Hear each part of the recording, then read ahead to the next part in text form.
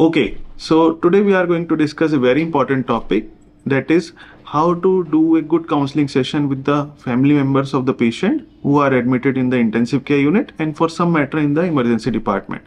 This topic has been requested many times on our channel and also by the students in our hospital and nearby. Now, why it is important to take a or have a good session or counseling session with the family members? For two reasons. One, it helps you a lot in taking a clear decision in favor of the patients, both from the family side and from the medical team.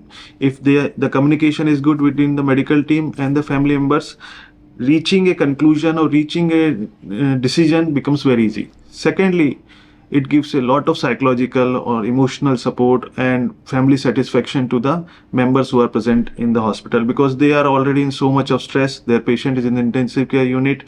They most of the time have certain guesses or certain questions in their mind. If they are clarified, if they know this well, they will be, at least their stress level comes down and they will be better in a position to understand the situation. So what we'll do is we'll provide you certain tips for this counseling session. These are not the guidelines. These are just based on our experience and the literature which says certain steps which needs to be followed. So the structure of today's video will be, in the first part, I have with me Dr. Benjamin and Dr. Chandras. They are doctors with us. They are intensivists. What they will do is they will try to act in a manner, and we tell you English is not our first language, so we may have a fumble in between when we are trying to act. So please ignore that. So they will try to act and demonstrate you what are the certain issues or problems which can happen even when you are trying to counsel in a positive manner to the family members or attendants. In the second part, we'll tell you certain tips which we need to follow, and in the third part, they will again act and they will take the same meeting, and which will show you how this will impact, or how the difference between the first part and the third part, how the meeting has evolved and the impression which it creates. So we'll try to act, we'll change the positions, and please ignore for our fumbling English. Thank you.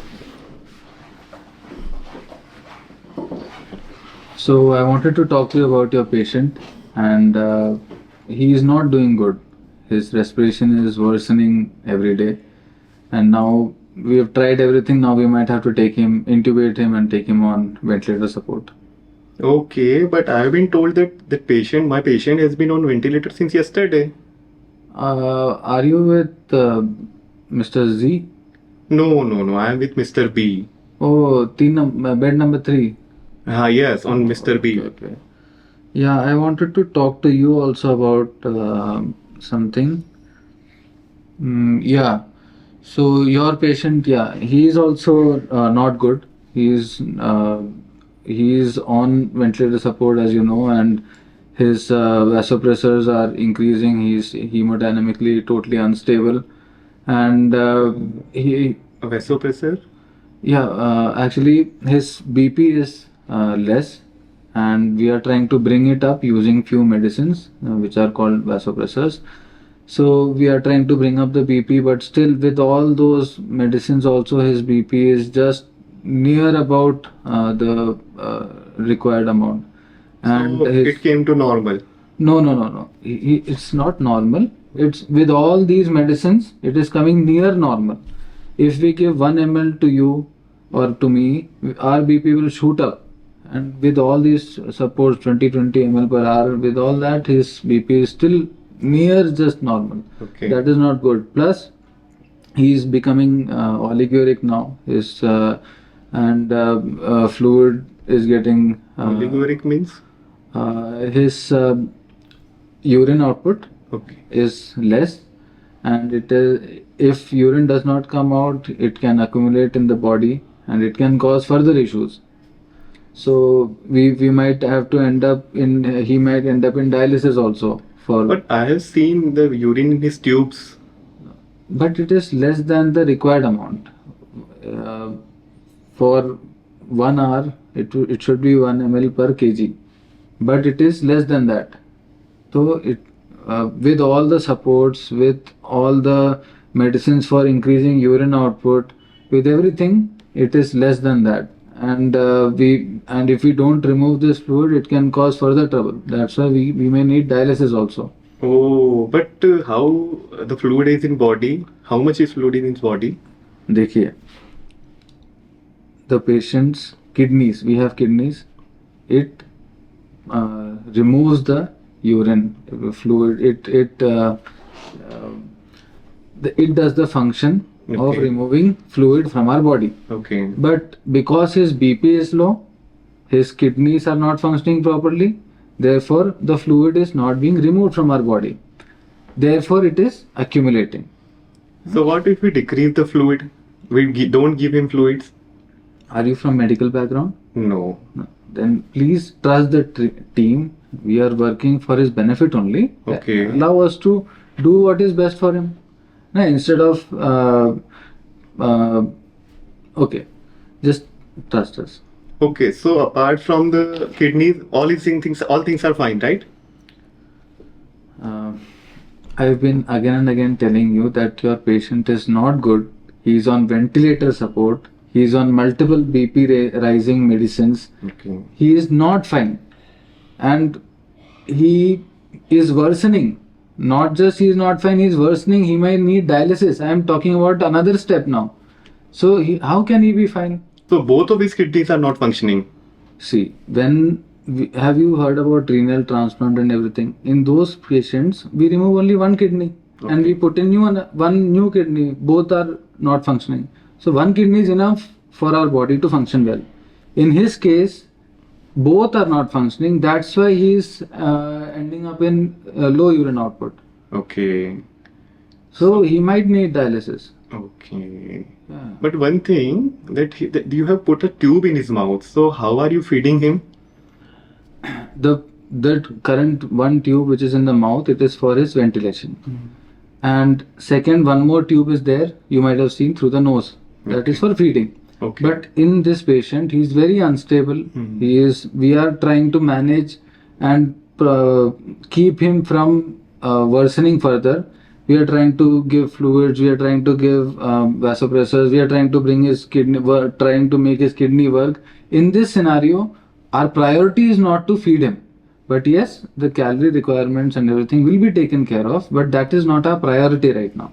But I think if we feed him enough diet, his body will recover spontaneously. I don't know what has made you think like that.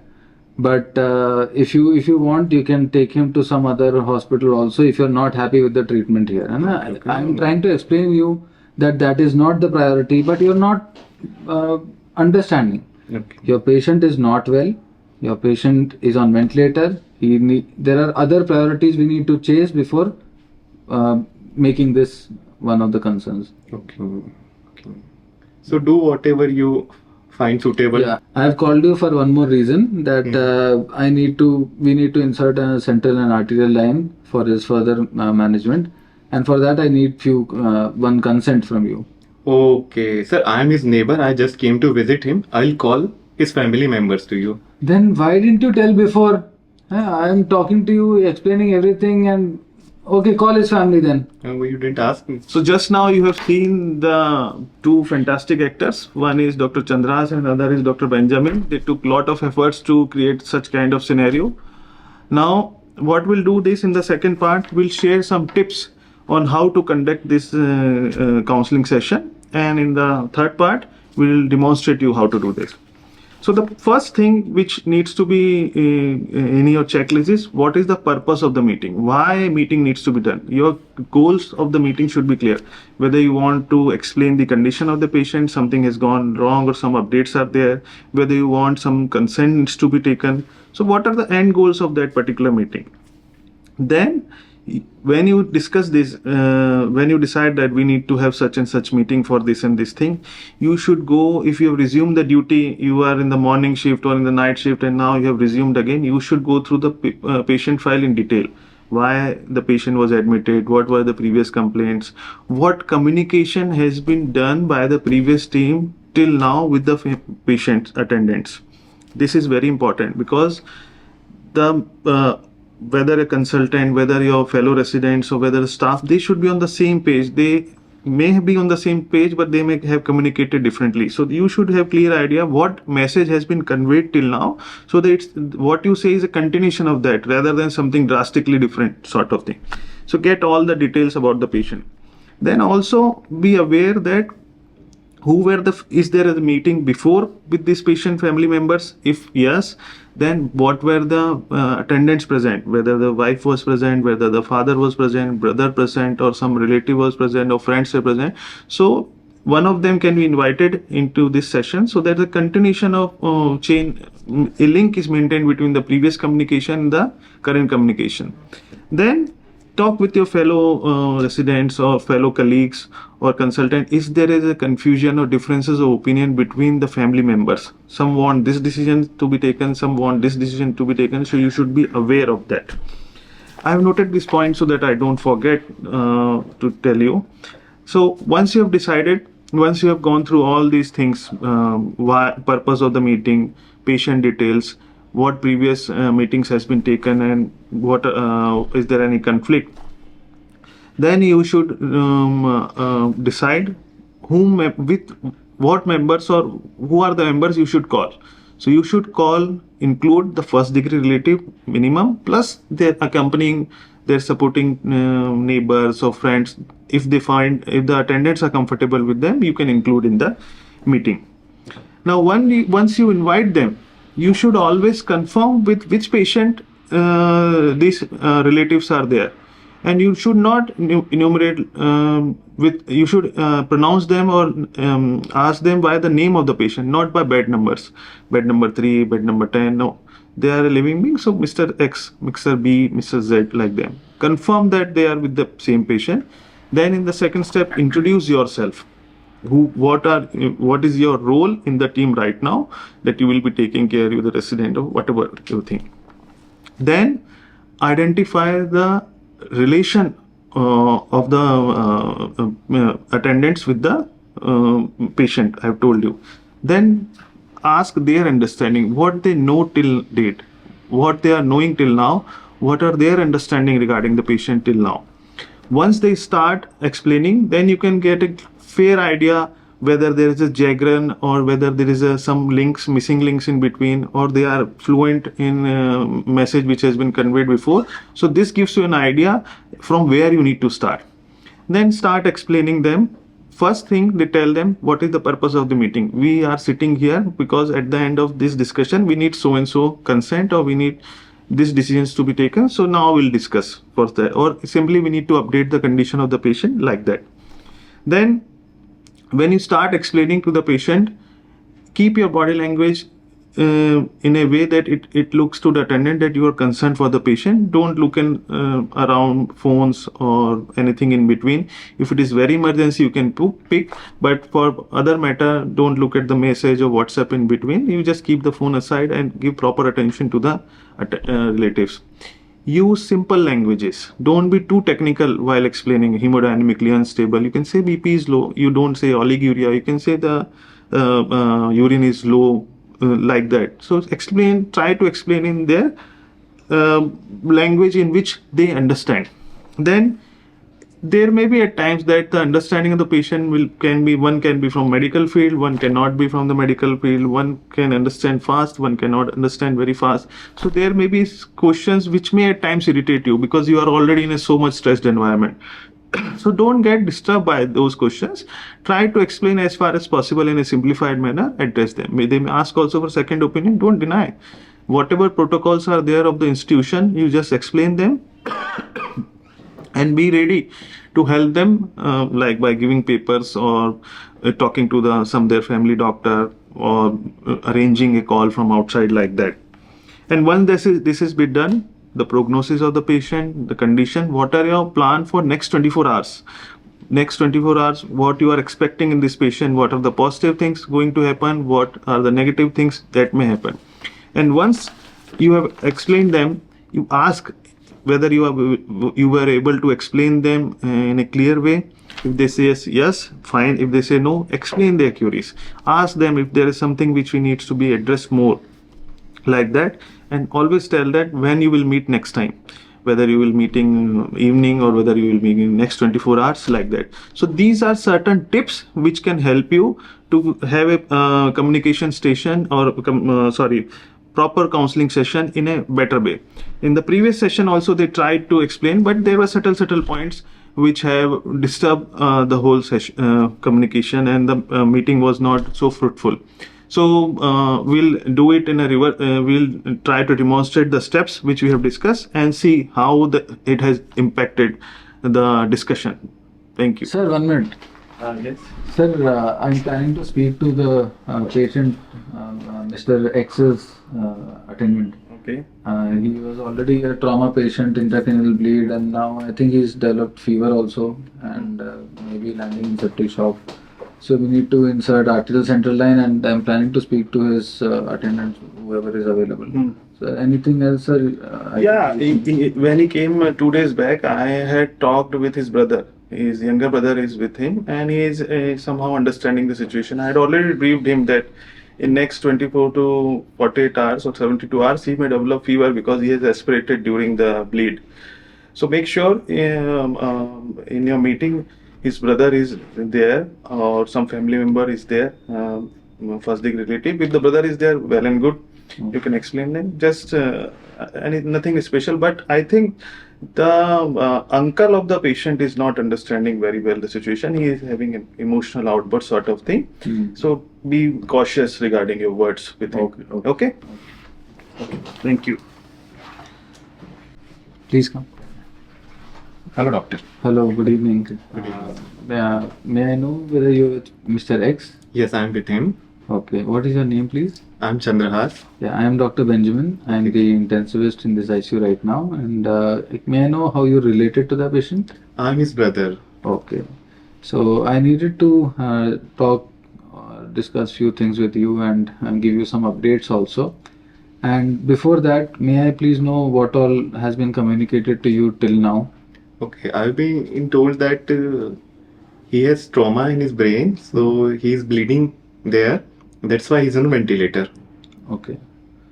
So yes, you're right. There was a massive bleed, and because of that, we had to take him on ventilator support to maintain his airway and breathing and all.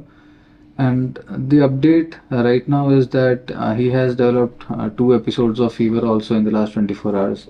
And it seems he might be going into septic shock, or basically his BP is going down because of the infections.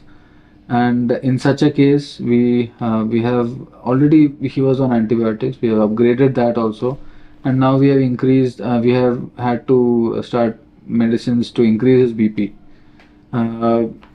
With all those medicines also, his BP is not too good, and because of that his kidneys are not functioning properly, and he has low urine output also.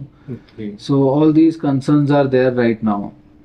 Infection, BP is low, output is less, and to manage this further, we will need to insert an arterial line to monitor the BP continuously on the screen. Also, we'll take a central line so that we can give more medicines, monitor a few more pressures, and it is we need to do that. And for this, we need your consent, as you are the brother. So we will have to take your consent before doing this. Was I able to explain this to you clearly? Yeah, I understood. But overall, he's fine right now. No. When a patient is in such, he's already on ventilator support, it's indicative that he's not fine. Secondly, because of the bleed, his consciousness, he is not able to, even on pain, he is not giving any responses. Okay. And his BP, because of the infection, his BP is going down. So all these are indicative that he is critical. He is not doing good. Okay. So because of that only we are trying to further manage him with all these supports, whichever we can do. So any other concerns? So now his BP is stabilized. No, it is. We are hoping it will be stabilized, but he is requiring a lot of support for that. Okay. So gradually, if the BP remains good without with the tapering dose of these supports, that then we will say that he's improving. As of now, he's not improving. He's critical only. So I seen you put a tube. So how are you feeding him? Uh, we will feed him through a rice tube. It is put in the nose and it goes into the stomach. Okay. His calorie requirements will be taken care of once he is a little bit more stable. Okay. Right now we are giving few fluids and all, liquids and all through the tube. But once he is better, once he is more stable, we will calculate and properly proteins, everything we will be calculating and giving to him. But right now, as of now, we need to manage this infection part and this bleed part. So if urine output is you are saying the urine output is low. So does it concern me? Does it bother? It is very serious. Yes, because it is firstly showing that the kidneys are not functioning properly. Okay. And if it continues like this, he might need dialysis also. So, but don't worry. Once, even though all this is happening, we are trying to bring it up. We are trying to bring him back. We are trying to work as a team for the betterment of your patient. So both of his kidneys are not functioning. Yes. When such an infection happens, both kidneys simultaneously stop or decrease their function. But once it improves, they improve also together only. Okay. So let's hope for the best. Okay. So dialysis will take care of this. Yeah, we may need. Right now he doesn't need. We may need, but let's see that if the function of the kidney is to will be taken care of by dialysis. I noticed some swellings in hands and feet. Yeah, that is because of the low urine output.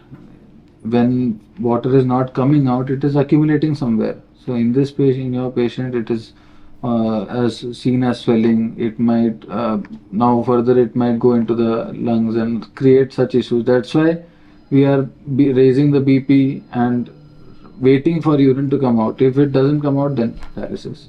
Can't we avoid dialysis by just decreasing the fluids? No. We fluids are very important for maintaining the BP also. It is also one support only. So we cannot stop fluids and just go ahead with try to decrease the swelling using that. Okay. We have to give fluids. It is necessary right now. Okay. If the problem arises, we'll manage it with dialysis. Okay. That will be taken care of one day at a time. Okay. He is the brother doctor. I am his neighbor. There is my very good family friend is there who works in the other part of the town. You must be knowing Dr. Mr. XYZ. So we want to call him and take an opinion because his condition is deteriorated right now. Yes, I can ask the staff to give you the reports. You can firstly show him the reports and all.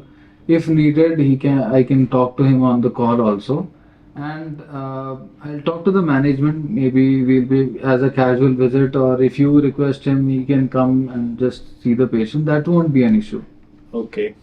So can he? But he won't be the in charge of this patient right now. No, because right now we are managing this as a team, and there are few protocols in the hospitals. But opinions we can take, and if we can consider after he comes and visits. So if why you want to take? You told that you want to take consent of this brother. Yeah. So why it is? Why we need to consent if it is not so? Means he is critical, but why it is required?